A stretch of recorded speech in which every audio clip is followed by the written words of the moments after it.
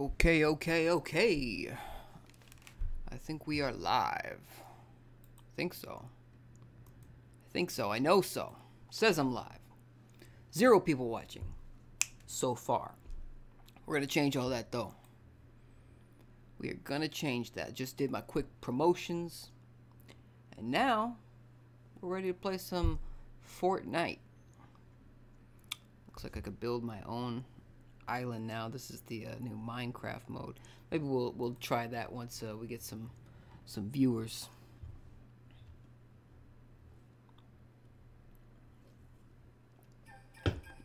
Whoa. Oh, I saw this on the VGAs, which we're going to talk about today.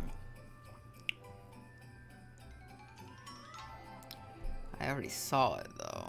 Maybe I should skip it. Nah. Let it ride while we wait for the millions of viewers we're going to get.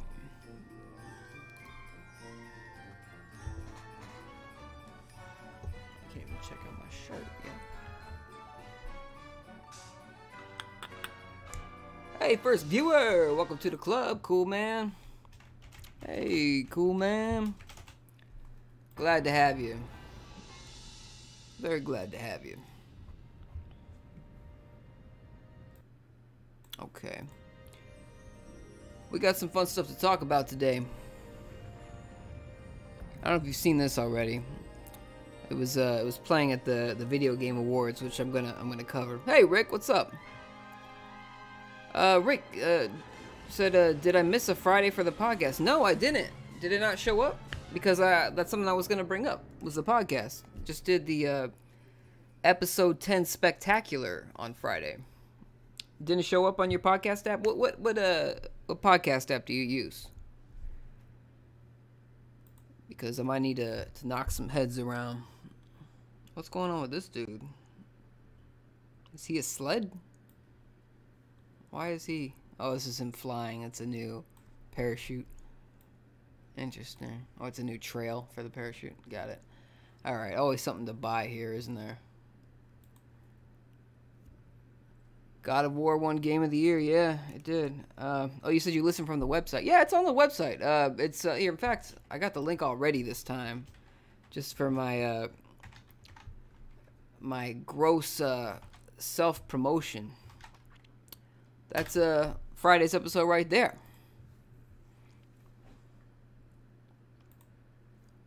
Thanks for listening, by the way. I do appreciate that. Man, they really want me to buy stuff. Explorer pop-up cup. Let's do solo, accept. Yeah, well, yeah, this last Friday. As in 2 days ago. Yeah, new episode went up. That's it right there. The one I just linked there. It's the episode 10 spectacular. Pretty proud of it.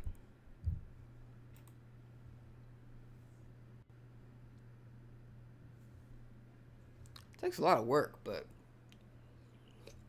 it's pretty fun for me. I enjoy making it. Kind of weirded out that it didn't. Like, is it not showing for you? Because I've had some issues with my website host before.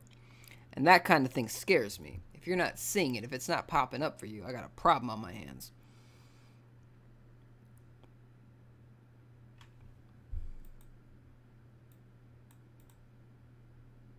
Well, I'll let that bubble while we get the conversation popping. Yeah, we'll talk about the VGAs first, I guess. So those happened. You guys catch any of the Video Game Awards? It was thanks, Rick. The Video Game Awards happened. In fact, Rick or whoever is interested, I talk extensively about the Video Game Awards in the podcast, actually. So I won't cover everything I covered in the podcast, but a couple things I missed, like Marvel Ultimate Alliance 3 was announced. It's kind of a weird surprise exclusive. But Marvel Ultimate Alliance 3 was announced exclusively for the Nintendo Switch. You guys might remember those games. It was kind of like a overhead Marvel game. Kind of like I want to say like one of those Gauntlet games where it's just a group of people with different abilities, just fighting different hordes of enemies. And in this case, it's Marvel, so you're playing as your Spider-Mans, your Iron Mans, but not your Batmans. Man, I really got to stop playing this game because it makes it look like I don't know how to play video games. Like, this person's about to shoot me, right? We understand that. Because this person has a gun. And yet, can I just launch this at her, him, whoever's playing? I wish I could just throw my pickaxe right in her back. Look at her running from me. She's got the gun. She's running from me. Cut her off at the pass. Man, I wish I could throw this. Or if I had any kind of weapon. Because as much as I suck at this game, this guy really sucks. But, you know, he still beat me. All this time he's running from me. When he could have did that the entire time. But yeah, did you guys catch the Video Game Awards at all? I was telling my wife, because she watched it. Rick says, I wasn't able to see number 9 before, but I see it now. Okay, so you can see 9 and 10, I hope. I was telling my wife about the Video Game Awards, because she watched it with me. I missed the first, like, 50 minutes of it, but it's okay because the show was extremely long. Overly long. But, you know, the Video Game Awards, all Video Game Awards, I want to say, up to this point, have been pretty cringeworthy in a lot of ways. Cool, man, you didn't watch it. You can kind of consider yourself blessed because really it's just the highlights that are worth it. Like the actual awards themselves, they breezed right through those. There was like a few awards where they would actually bring somebody onto the stage, the winner. They'd say, oh, this person won out of this category, and they'd come up. But for a lot of them, they were just kind of, it would be Jeff Keighley on camera, not even on the stage, just announcing the candidates and announcing the winner really quick. Nobody went on stage, just said, oh, congrats to them, they won. And then he just breezed, oh, that was the best fighting game. That was the best racing game, best VR game. It's kind of a joke. Rick didn't watch it either. Yeah, I mean, you guys weren't missing much as far as an awards show goes. There was some good stuff. I like seeing the cool reveals. Like last year was Bayonetta 3. That was kind of cool. Kind of out of left field. Nobody expected that. This year, the reason I really wanted to watch it was because of rumors bubbling that Metroid Prime 4 was going to be there. And it wasn't. It was not at all. I'm not surprised in the grand scheme of things because that was the night Super Smash Bros. Ultimate was going to launch. Nintendo, that's a huge game for them, so they didn't want to probably change the conversation off of a huge money-making event for them. You know, they don't want people thinking, oh, well, I'll wait until Metroid Prime 4 comes out to get a Switch. No, they wanted to hype you up about Smash Brothers, but for somebody who already owns a Switch like me, I just wanted to see both. And we got lots of Smash Brothers. We didn't get any kind of Metroid. But maybe, I mean, I'm assuming by E3, for sure, that we're going to see some Metroid. At least we better. But Mortal Kombat 11 was also announced. The big surprise about Mortal Kombat 11 was that it's coming to the Switch. I didn't expect that. When I first saw the trailer, I didn't expect that. Did you guys see the trailer for Mortal Kombat 11? You might not have seen the Video Game Awards, but that's how they revealed it. I thought I mean, it was a CG trailer, so take from that what you will, but it was super violent. I just didn't think the song choice was good. Some people are like, oh, it's a good song, like hip-hop and fighting mix. I agree, hip-hop and fighting games mix well. I just don't like mumble rap in my games. I'm just not a big mumble rap fan at all. Call me crazy, call me cynical, call me old, but don't call me a mumble rap fan. Let's see. Yeah, those are the two big reveals. I mean, most of the actual reveals, the thing about the Video Game Awards and why I don't really encourage people to watch them outside of the big trailers or the big reveals is because it's just one long commercial. Like I said, this show was really long, and it's just commercial after commercial after commercial, and you could just tell it's like a NASCAR driver, his jumpsuit and his car, it's just branded with logos. That the video game awards, the VGAs, are the equivalent to a NASCAR. It's the award equivalent to NASCAR. It's just plastered with commercials. The entire thing is one long commercial. And, this guy is doing some interesting flying here. Cool Man saw the trailer for Mortal Kombat 11 on YouTube. What'd you think? I mean, like I said, it's a CG trailer, but what'd you think? I mean, it really invoked a lot of the same vibe that they were going for with the Mortal Kombat 10 trailer, except I think the song in this one was worse. But other than that, the big takeaway for me was that, this is coming to Switch. Now, I don't know how well it's going to perform on Switch. I'm hoping that it runs at 60 frames per second because it's a fighting game.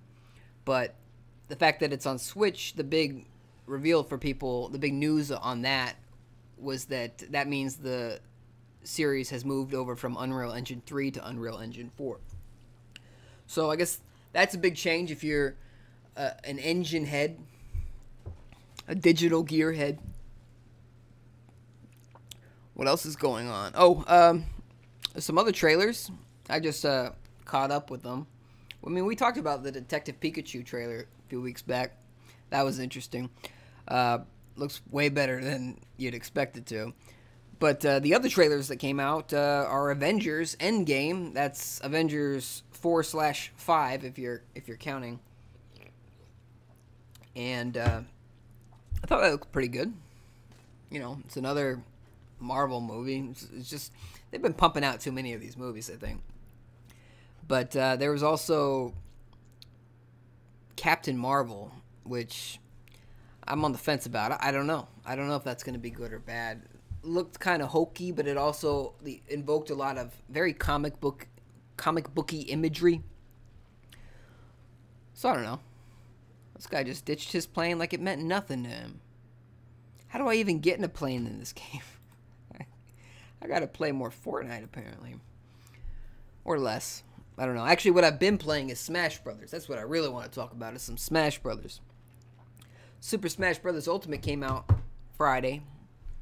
Just like I said, the night of the Video Game Awards. That was last Thursday evening, and that night, midnight, Smash Brothers came out. I've been playing the hell out of it. Cool Man says a lot of superhero movies. Man, you ain't kidding. A lot of superhero movies. Avengers Endgame, Captain Marvel, Aquaman, Spider-Man, Homecoming 2, or whatever they're going to call it. Into the Shadows. I don't know. Spider-Man Homecoming 2. Spider-Man Into the Spider-Verse.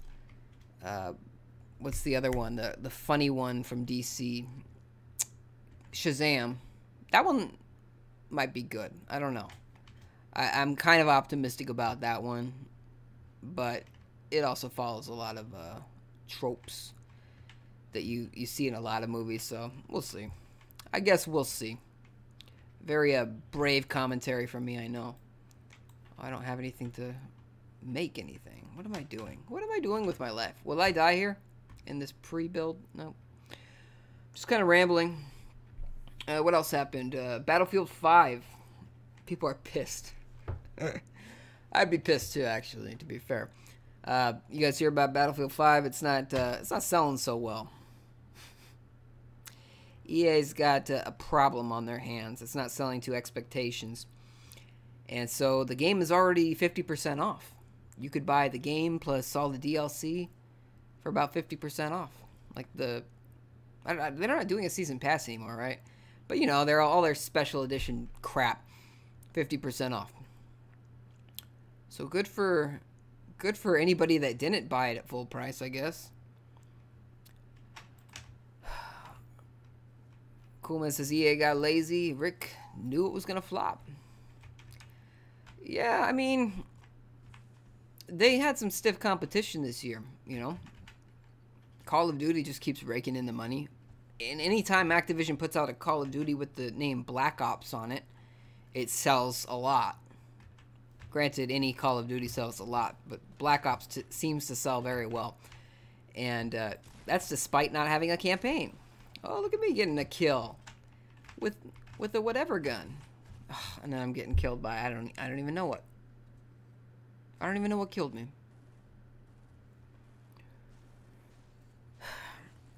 I would say that Activision is getting lazier. I mean, I don't know if lazy is the right word. They're all getting greedier. The thing is,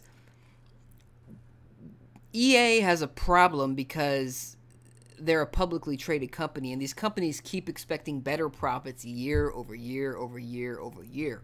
And so that's why microtransactions have gotten aggressively worse and worse and worse, because they need to make more revenue, more money constantly.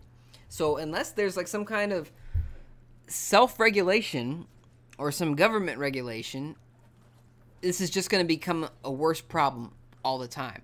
And all console games are eventually going to look like mobile games as far as the monetary aspect of it is. At least most of them. You know, indie games are still going to have their place, but the big budget games are going to not be in your favor.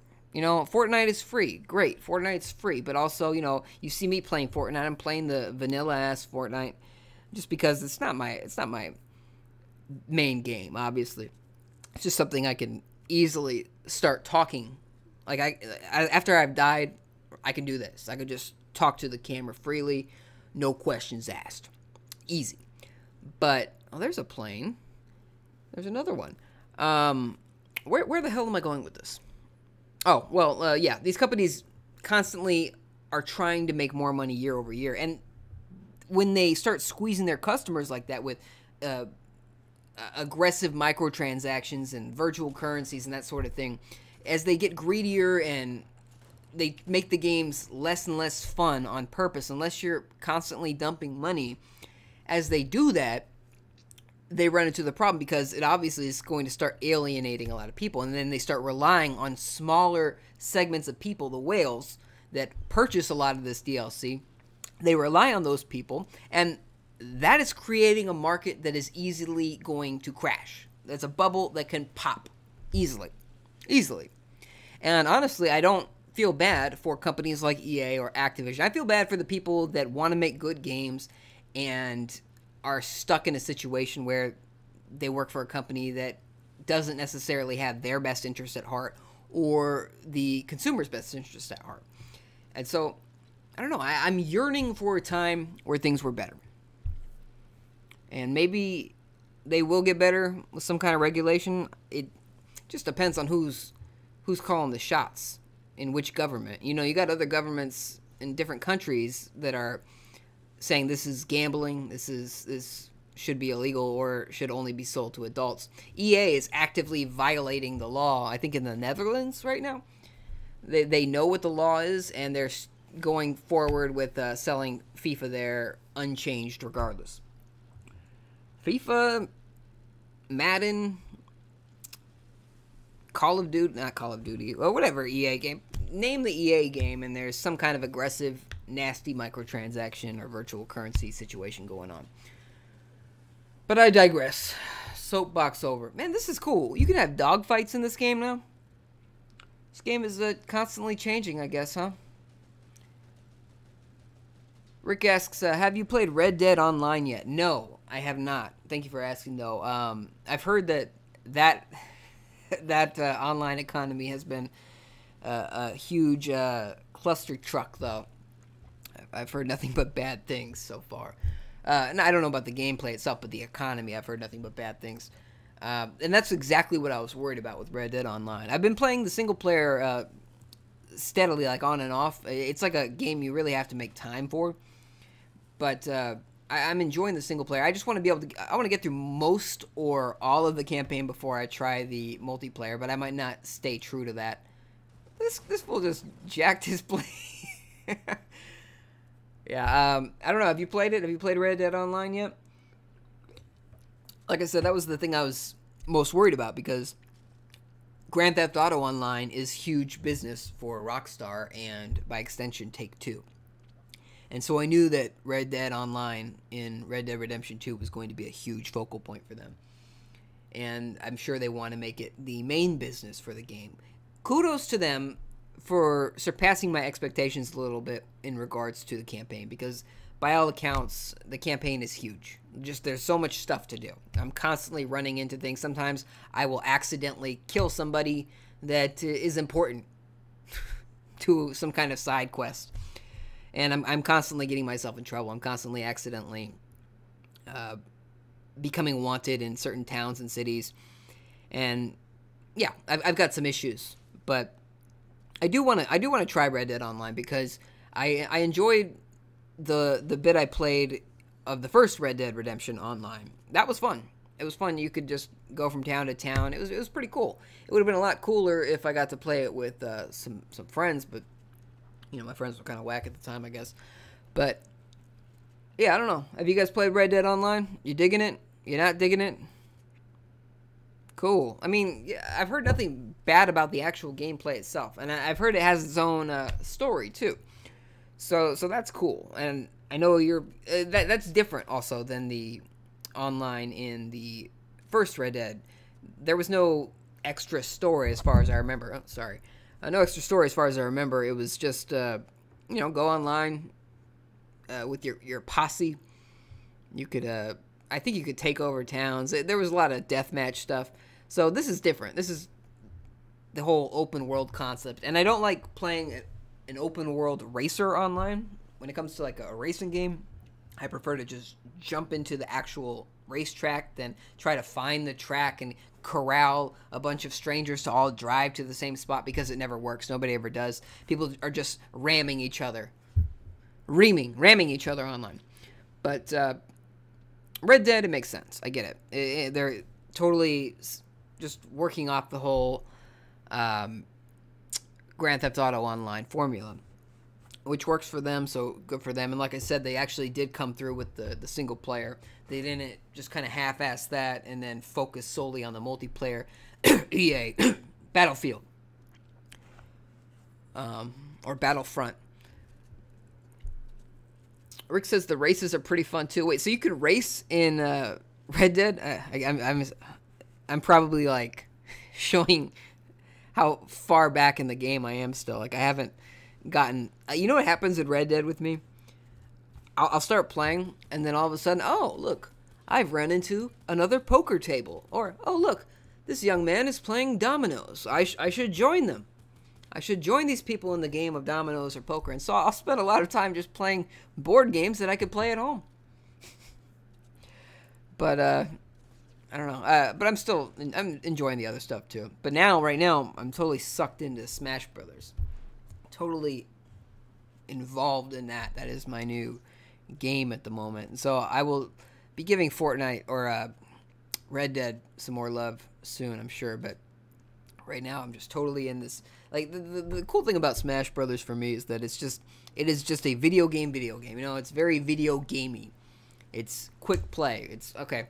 And in the Super Smash Brothers Ultimate, I'm glad this is coming up, because you can really contrast a game like Smash Brothers, Super Smash Brothers Ultimate, with a game like let's say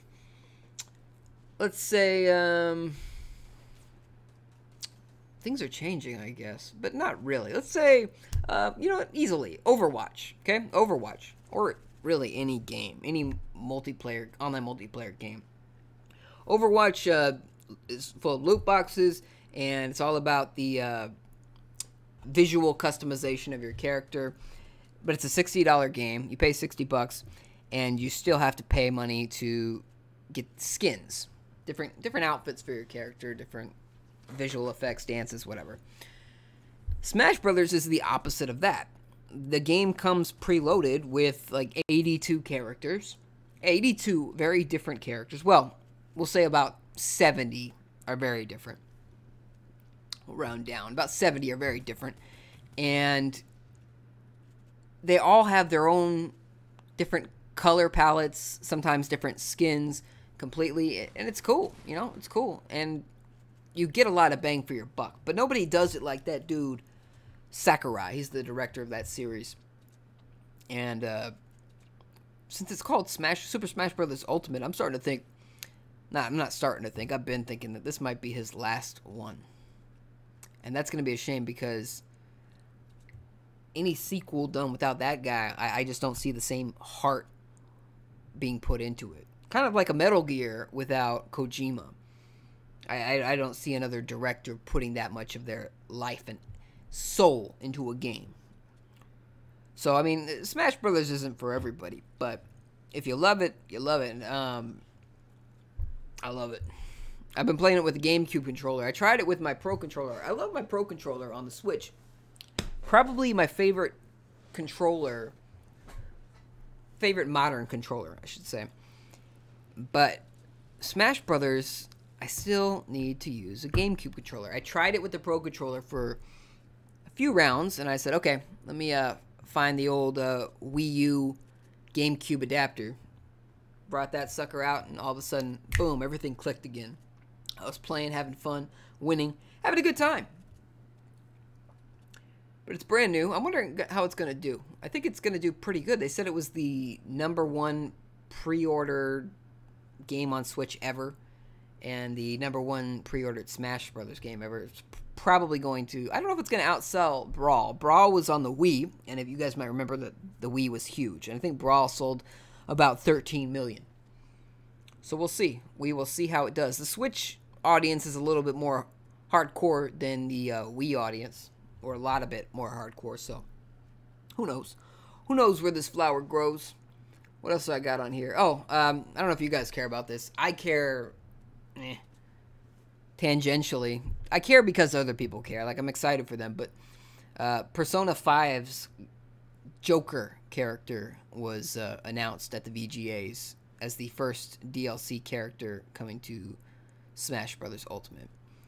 And for me, it was just like, oh, cool. But I don't play Persona. It's not, like, just really, like, dating sim, JRPGs, like, they're typically not my thing. Typically not my cup of tea. The only JRPG series I've played a lot is Pokemon.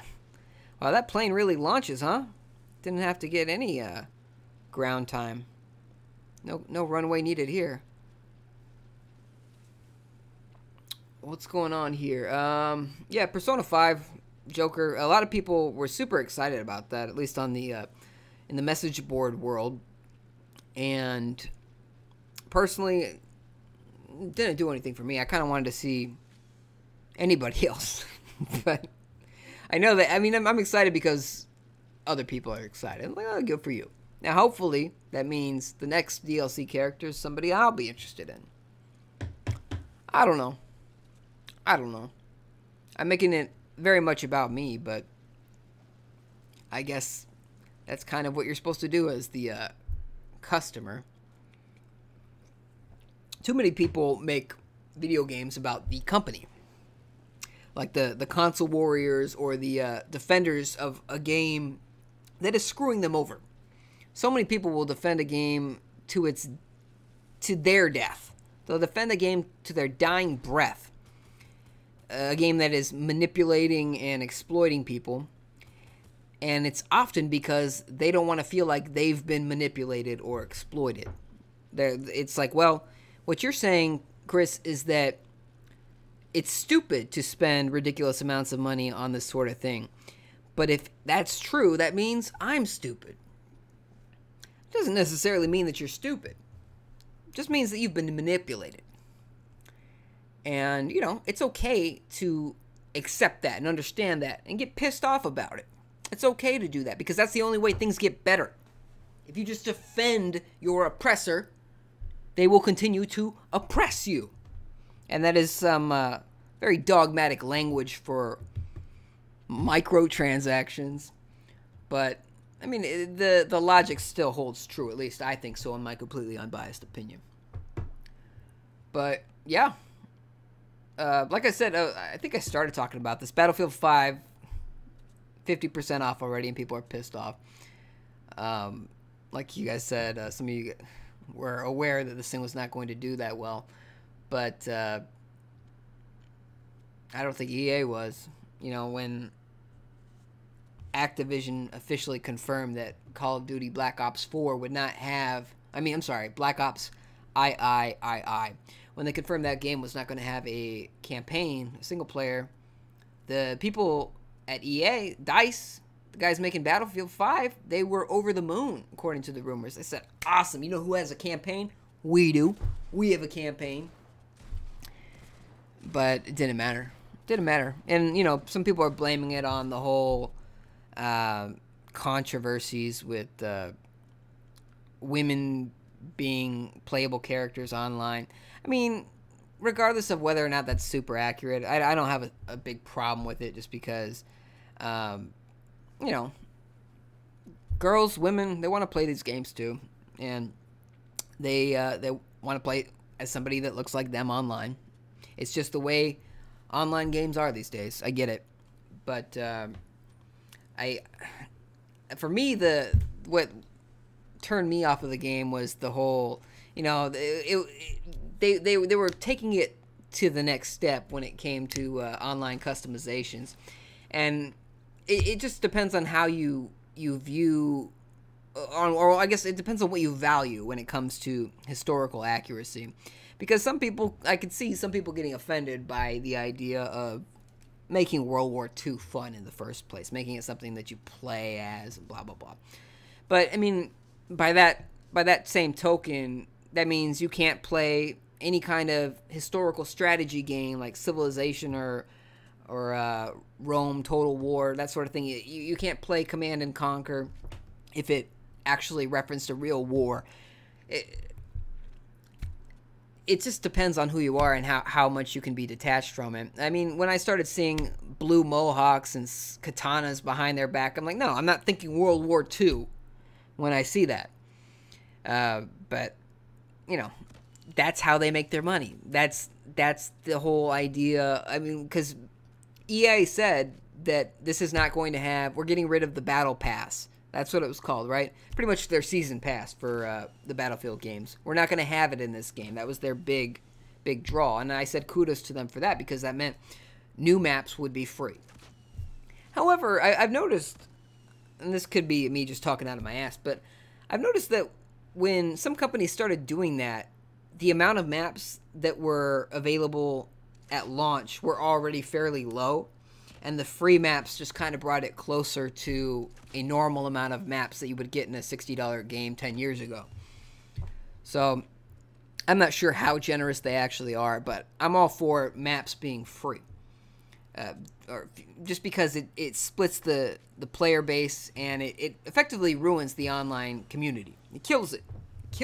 It creates a divide between the haves and the have-nots. I have the maps. I have nots the maps.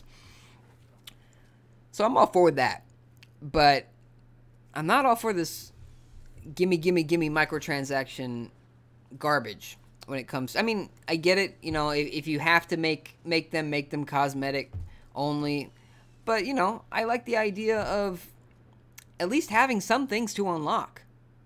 I don't like how games have become a grind fest, a purposefully designed grind fest.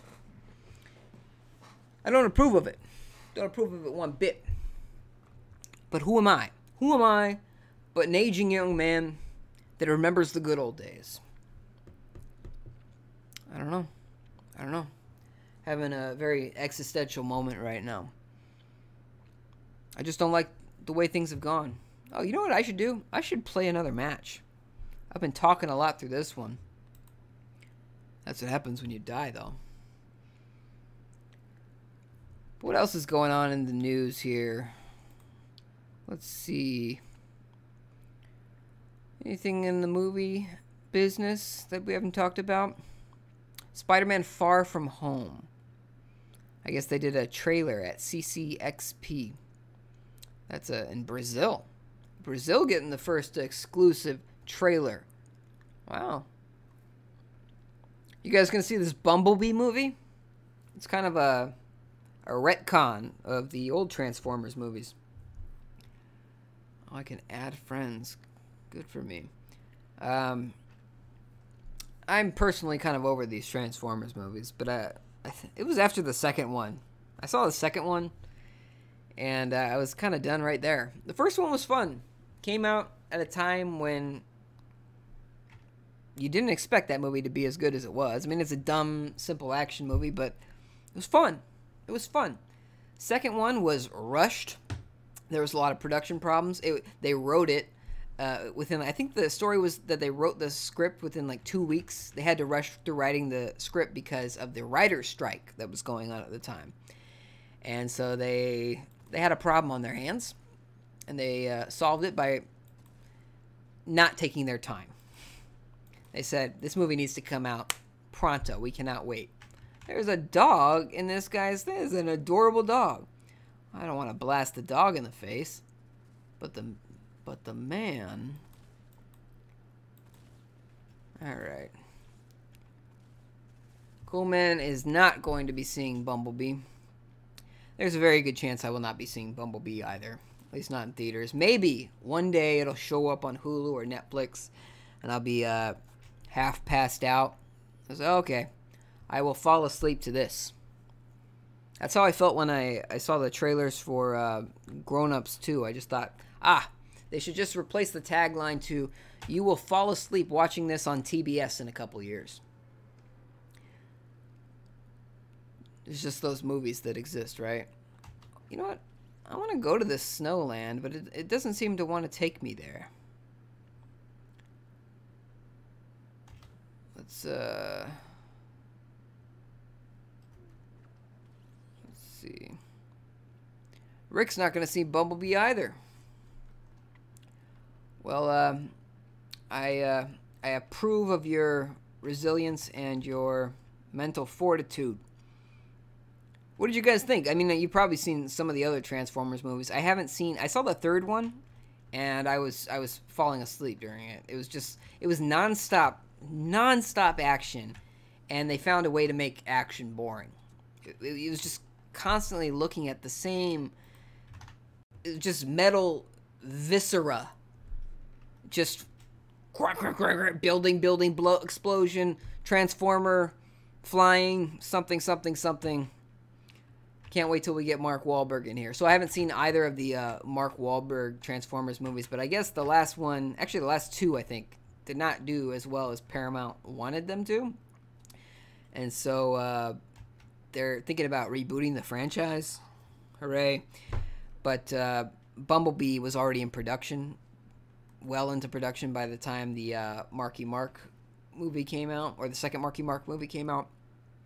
So they needed to figure something out. If Bumblebee does well, I'm sure they'll continue down that road. But the one thing I do like about this Bumblebee movie is that the Transformers have the old school look to them, like from the 80s. And that's kind of cool. But other than that, I don't know. I feel like, you know, you've burned your bridges with me, Transformers. You've burned your bridges, Paramount, Michael Bay. Oh, there's a weapon. Suppressed pistol. Suppressed pistol. Must have really conservative parents. Alright, so you guys aren't going to see Bumblebee. I probably won't either. What else is coming out? Aquaman's coming out. That's getting good reviews. But, you know what sucks about Aquaman getting good reviews? I mean, it's good that it's supposed to be a good movie, but it's just already tainted, at least for me. Just that whole DC universe now is just tainted. Alright, look at me acting like I know what I'm doing in this game. So, there must be a basement. Yeah, something. Let's keep going. Let's see how far this rabbit hole goes. Oh, that far, apparently. Alright. Oopsie. No, don't swap. There we go. Alright, what am I doing here? Get me out of here. Get me out of this house. Oh, crap. I probably can't escape a basement, Chris. Oh, man. I do... Oh, there's something. Okay. Some stairs. I wish I could figure out how to make some stairs, huh? Such an idiot. I can do this myself. I could get out of here myself. Well, maybe not. Maybe so. Let's do it. Let's get out of here. Okay. I hear something. I hear steps. I hear an explosion. It's me. Enjoy my free guns. Damn. Alright.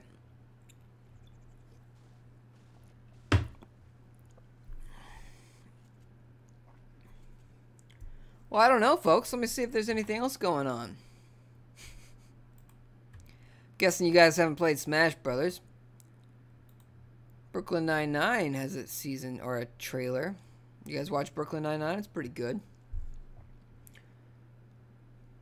Sister Act 3 in the works for Disney Plus. Whoopi Goldberg not involved. Wow. That sounds incredible. Remember, I don't know if you how old you guys are, but you might remember like going to the video store and just seeing a bunch of crappy movies. Like straight to VHS, straight to DVD kind of movies. And not all of them sucked, but a lot of them sucked. And they would often do this. They would often make sequels of popular movies that would go straight to video. And the most of the principal cast was not involved, or at least the people that, like the big characters. Like in this case, Sister Act was Whoopi Goldberg. And they're making a Sister Act movie without Whoopi Goldberg. Granted, I don't care either way.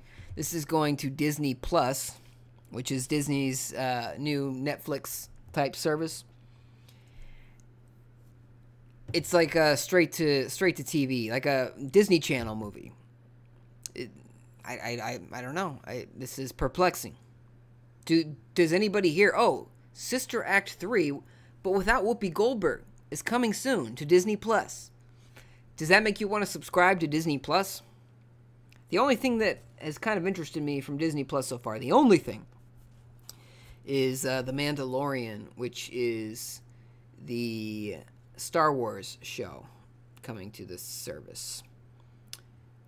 For me, though, it's like, okay, well, I guess when that show is out, I can subscribe to Disney Plus for a month, maybe use a free month trial once, and just watch all the episodes, unsubscribe, and be on my merry way.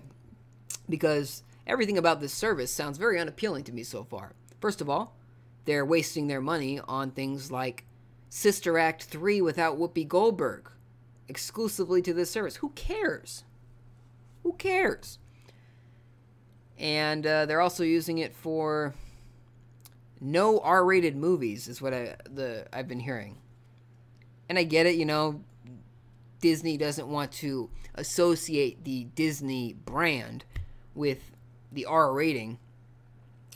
But why the hell did they buy Fox? Fox has a ton of content. Granted, most of it's not R rated, but a lot of it is. And the whole idea here is to be able to, at least, you know, the whole idea as far as I understood it was to be able to just get as much content as possible for your service. Make it as valuable as possible. But you wanted to use the name Disney, and so now you've run into this problem where you don't want to associate it with the content that you just bought. Perplexing. Weird. Awful, even. I don't understand it. So I'm assuming that most of that Fox content's just going to go to Hulu, which I think, since Disney already owned part of Hulu, Fox owned part of Hulu, and now that Disney owns Fox, they own a bigger part of Hulu. So I think they own like 2/3 of it now. Maybe not quite that much, but they own a lot of it. So they could just throw all that onto Hulu. But now, if they do that, they are splitting the profits with the other owners of Hulu, I assume. You know, I didn't go to business school. I didn't read the contracts, but I gather that that's probably how it would work. I don't know. Perplexing. Odd. Disney does a good job at putting out, for the most part, you know, they make a lot of good content and they own a lot of talented studios. But I don't like them having the keys to every car. I don't like them owning Marvel. I don't like them owning Star Wars necessarily, because they Disneyfy it, you know. And I went on this whole rant about a month or two ago about how they don't allow smoking in their movies. I don't smoke. But I don't want a movie to pretend like nobody smokes. Not even the bad guys can smoke. It's because Disney doesn't want to be creating movies that encourage children to smoke. I don't know. That's why I just don't think that one company needs to own everything. Because they're gonna have the keys to Deadpool now. And Deadpool is getting a PG-13 re-release. Deadpool 2. It's gonna be a very Deadpool Christmas. And there's gonna be a lot of new content, I'm sure. But it's all gonna be within that PG-13 umbrella. So I'm sure that Disney is looking very closely at how well that performs. How well that does this year. If it does very well, don't be surprised if Deadpool 3 is PG-13. Because before Disney bought Fox, guess how many Marvel movies they made that were rated R? 0. None. Nada. Nunca. Zilch. So yeah, I get worried about that sort of thing. Disney likes this PG-13 cap. And I'm not like Mr. like everything's got to be rated R. I just watched with my wife, we watched the Andy Serkis Jungle Book movie called Mowgli on Netflix last night. That was PG-13. I thought it was alright. Reviews were kind of split, but I thought it was alright. It was a little grittier than the Disney live-action remake they put out a few years ago, which I really liked that movie. That movie was rated PG, but I really liked it. But this movie was a little grittier, a little more raw. Nothing to do with what I'm really talking about. But it was PG-13, so yeah, I'm not against the PG-13 rating. He said Mowgli should have been rated R. Give it that hard R. There was a sad part in that movie. They did get me on a sad part. I won't spoil it for y'all. But it's kind of, the real sad thing about the movie, I think, was that it was a passion project for Andy Serkis. If you don't know who Andy Serkis is, he played Caesar, the main ape in the recent Planet of the Apes movies. He was Caesar, but he was also Mr. Precious from the Lord of the Ring movies. So he made this Jungle Book movie as a passion project, and I believe it was supposed to be a trilogy. And it was supposed to, and I also believe it was all filmed in 3D. It was supposed to be kind of advanced 3D, and it doesn't seem like any of that turned out well for him. Warner Brothers kind of dumped it, and you know, to me, I was kind of worried about it from the jump, because as soon as I had first heard about it, because I knew that Disney was also making their own Jungle Book movie, and Disney was able to get theirs out a lot faster than Warner Brothers.